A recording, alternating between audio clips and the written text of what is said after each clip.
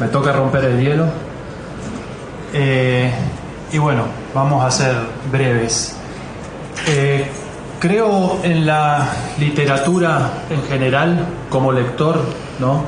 Creo que la literatura representa esa arma que tenemos para poder comprender el mundo desde otras perspectivas. Y también como escritor creo en el elemento fantástico que tienen las narraciones, los cuentos, como esa pequeña piedra que uno tira al agua y que perturba un poco el lago, ¿no? El elemento fantástico para mí es eso que perturba la realidad que tal y cual como la vemos todos los días.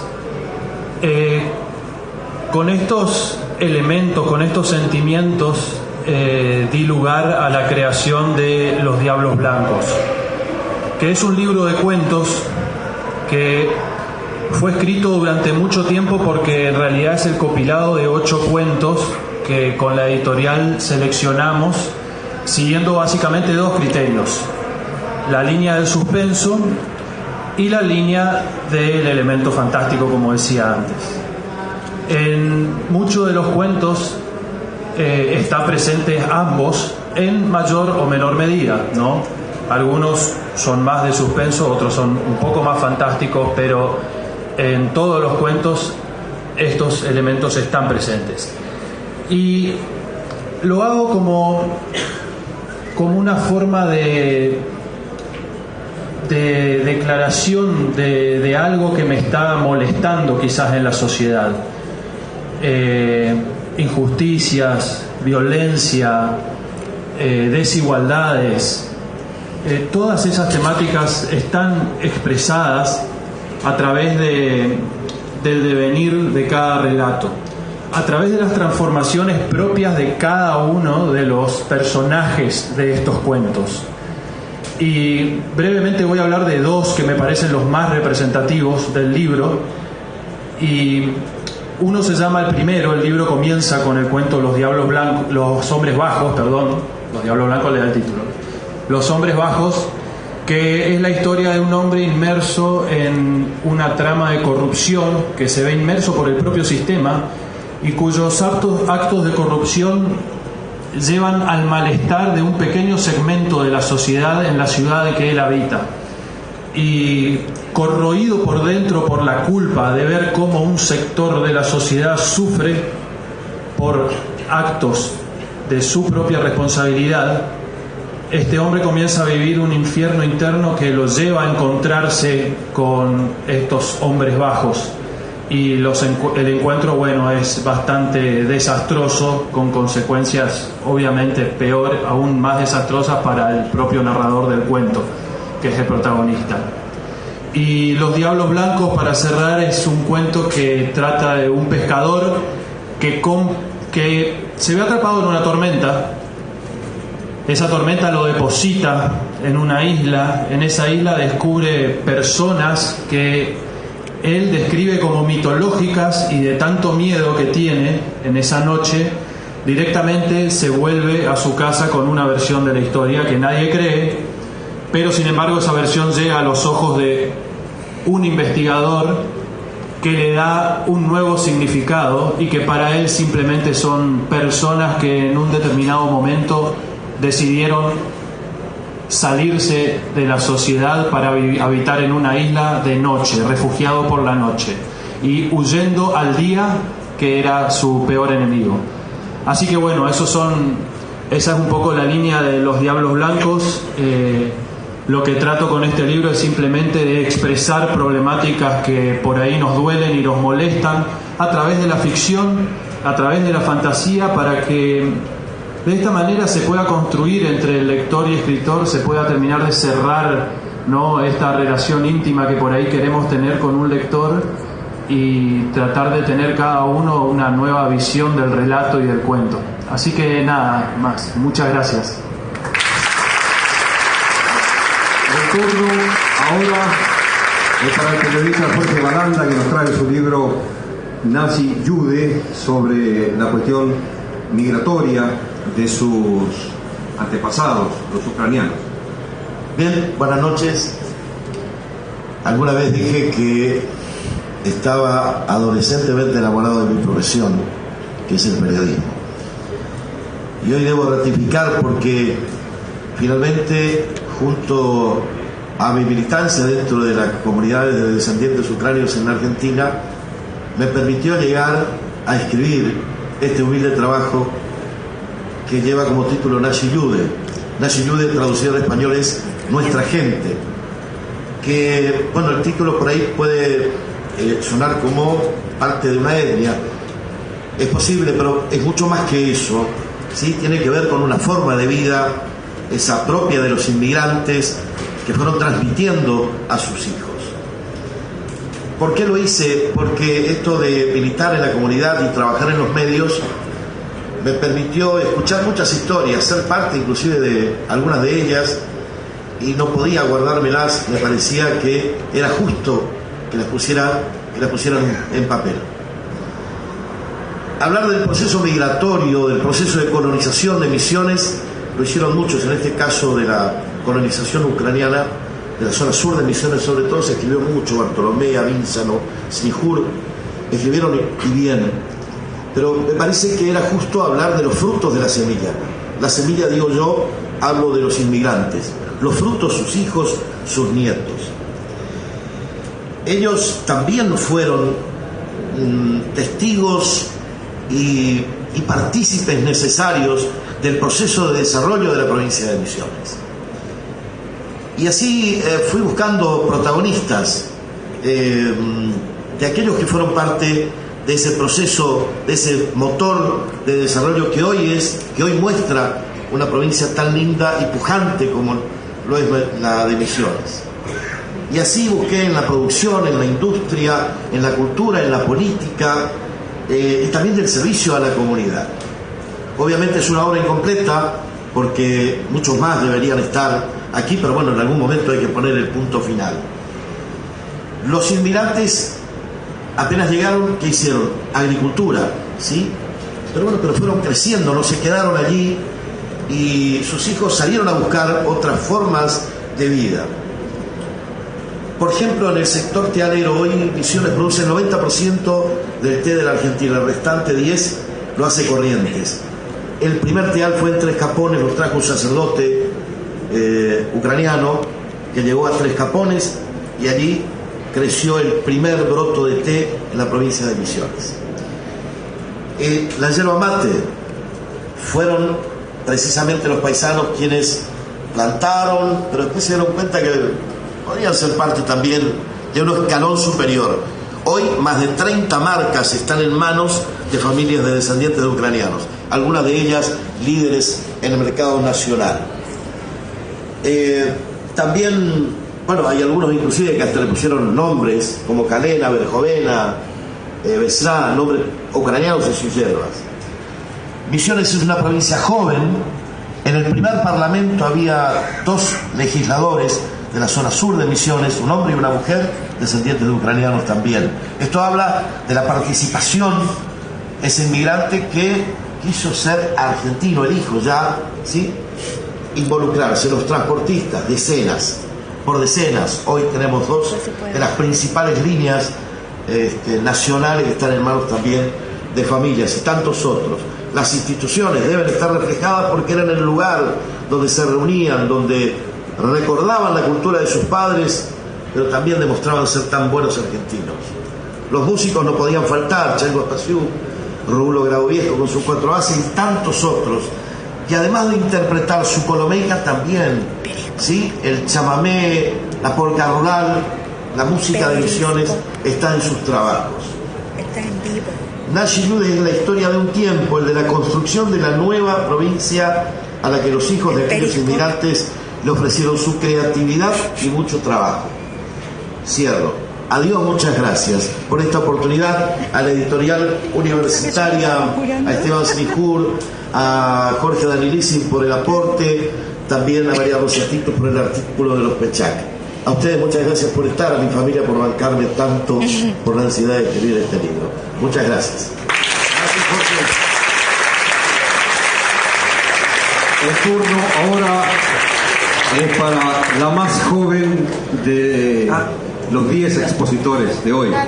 Marina Clos nació en Aristóbulo del Valle en 1990, hace unos días nada más.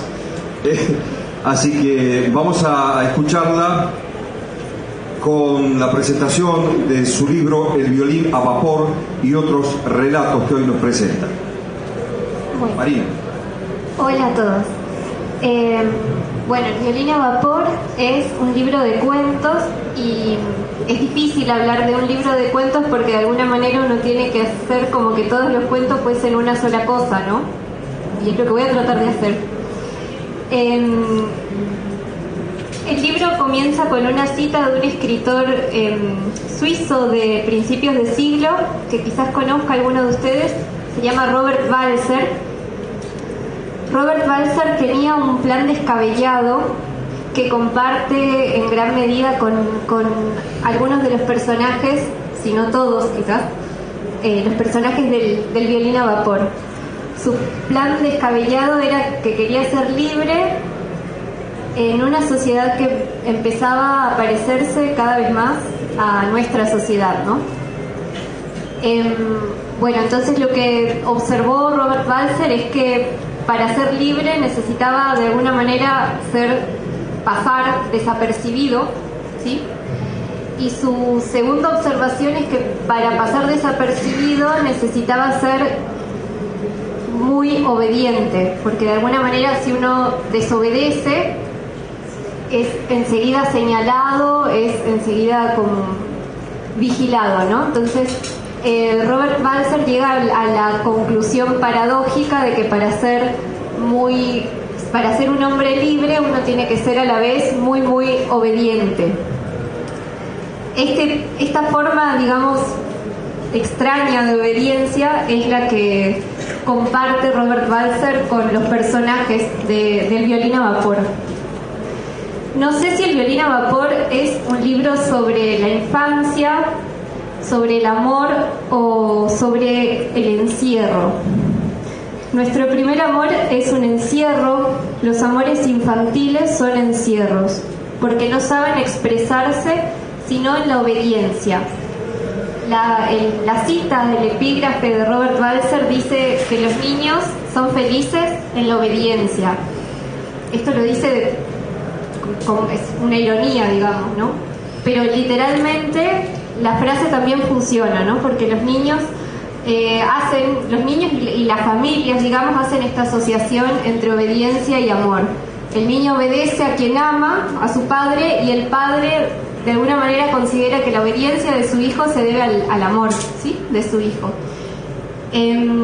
Esto que en una familia al principio funciona, después cada vez como comienza a ser más problemático, ¿no? Y evidentemente llega un momento en el que tenemos que aprender a amar desobedeciendo y a ser amados desobedeciendo. Los personajes del violín a vapor están todavía en esta fase infantil en la cual debería funcionar esta tríada obediencia, amor y felicidad, digamos, pero no funcionan. Entonces son niños ya no felices en la obediencia, que sin embargo perciben la conexión entre obediencia y amor. Es decir, que quisieran obedecer, ¿sí? Pero no es tan fácil. Nadie cuenta con un niño así. Los niños así son casi monstruosos. La ecuación es simple: un niño que ama, obedece. De modo que un niño que obedece, ama. De modo que un niño que quiere demostrar amor, obedece o miente que obedece. Este es el caso, digamos, que vamos a encontrar en el libro. La conclusión es que la mentira y el amor durante algunas infancias se acercan peligrosamente. Esta dupla amor-obediencia y de la tríada, quizás felicidad, amor, obediencia, trata el violín a vapor. Sobre todo de estas situaciones en las que la tríada de alguna manera se resiente. Y entre las rupturas posibles de esta tríada, ninguna me fascina tanto como este fenómeno, el de ya no ser capaz y sin embargo querer con toda la fuerza del cuerpo y el corazón estar obedeciendo.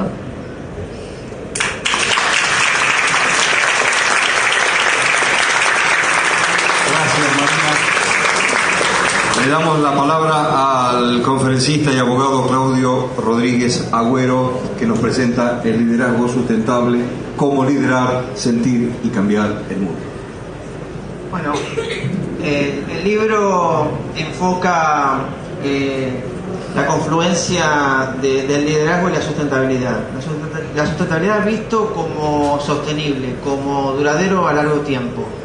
Creo que las organizaciones deben ir en rescate de la propia existencia del hombre, de su humanidad. Estamos en un punto crítico donde nos estamos comiéndonos entre nosotros mismos, donde a veces no hay una mirada compasiva hacia el planeta.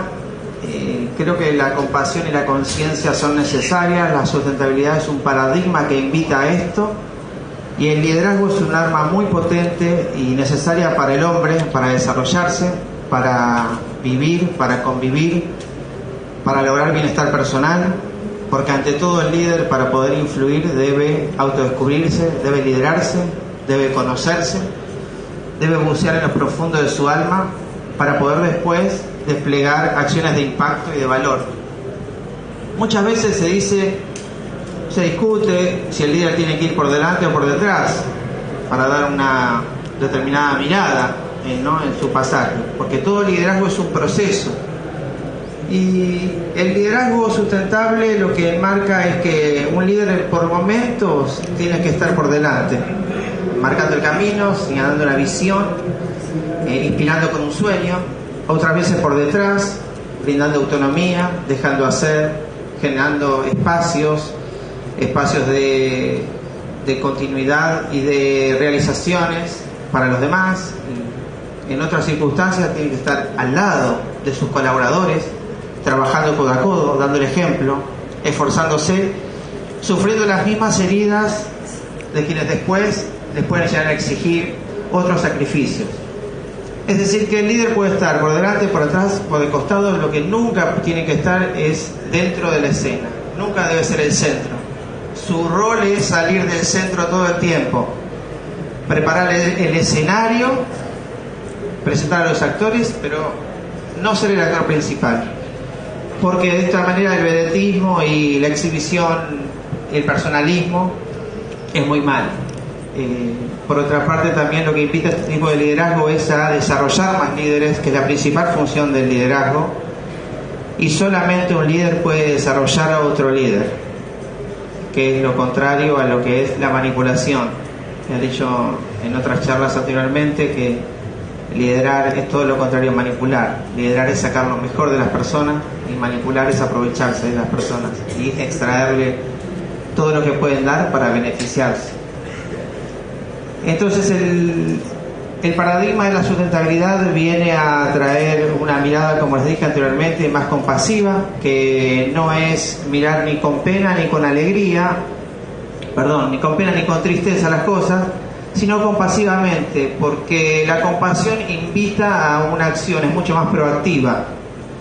Soy consciente, siento, me comprometo a solucionar lo que veo y quiero cambiar el status quo. Como decía el filósofo Leonardo Polo, el filósofo español, el virtuoso nunca se conforma con lo inevitable. Entonces, este libro invita a través de las preguntas correctas, porque antes el líder pasado sabía qué decir, el líder actual debe saber qué preguntar, debe tener las preguntas correctas para sacar lo mejor de cada uno e inspirarlo a conquistar sus sueños. Aquellos líderes, aquellas personas que van a estar adelante de una organización deben preocuparse por conocer los sueños de sus colaboradores, sobre todas las cosas, qué sienten aquellos que los acompañan día a día y les entregan su pasión, su trabajo y todo su amor y su compromiso. Entonces, de esta manera van a lograr la mayor productividad. Además, las organizaciones también tienen que ir tratando de ver a la responsabilidad social empresarial como una herramienta, ¿no?, donde la sustentabilidad pasa a ser el continente y la RSE parte del contenido, donde hay múltiples acciones de compromiso con el entorno en las tres dimensiones que invitan la sustentabilidad y lo sostenible, que es la dimensión social, la económica y la ambiental. cada toma de decisiones debe estar impregnada de contenidos éticos, porque este proceso invita a una gestión ética de las relaciones. Y una gestión ética de las organizaciones es tener la mayor transparencia posible, ser coherente con lo que digo, ser coherente con lo que hago y sobre todo influenciar y dar el ejemplo, que eso es básicamente lo que resume el libro. Al final de cada capítulo, el libro tiene una serie de preguntas, que las denomino las preguntas correctas, que son las que pueden invitar a la reflexión, al desaprendizaje, que es lo más complicado, y a tratar de autodescubrirse, para ser consciente todos los días, a cada instante, del poder que tenemos como hijos, como padres, como jefes, como líderes, y tratar de dar el ejemplo. Que el liderazgo, como yo les dije, es oscilante, pero es pendular también. Es decir, no siempre somos líderes, sino que también muchas veces somos seguidores. A veces somos líderes guiando a alguien que nos mira, que nos ve, que nos observa, y otras veces somos seguidores de alguien que admiramos, que miramos sus valores, nos gusta como son, nos dejamos influenciar e influenciamos todo el tiempo. Solamente debemos ser conscientes del poder que tenemos y de la capacidad que tenemos de transformar vidas a través de la palabra, de la bendición a través de la palabra y, como se le dije anteriormente, acariciar el alma con el ejemplo que podemos dar día a día. Así que este sería el marco en el que el libro trata de desarrollar para que haya una nueva conciencia dentro de las organizaciones y que los líderes se vayan multiplicando para un nuevo mundo que se nos presenta, sobre todo invadido por la presión de la tecnología, pero utilizarla al servicio del bien social y del bien común. Agradecer a la provincia por el tremendo esfuerzo que hizo, a las autoridades provinciales y nacionales por la presencia en este evento, y muchas gracias a todo el público presente. Fuerte el aplauso para despedir a nuestra primera mesa.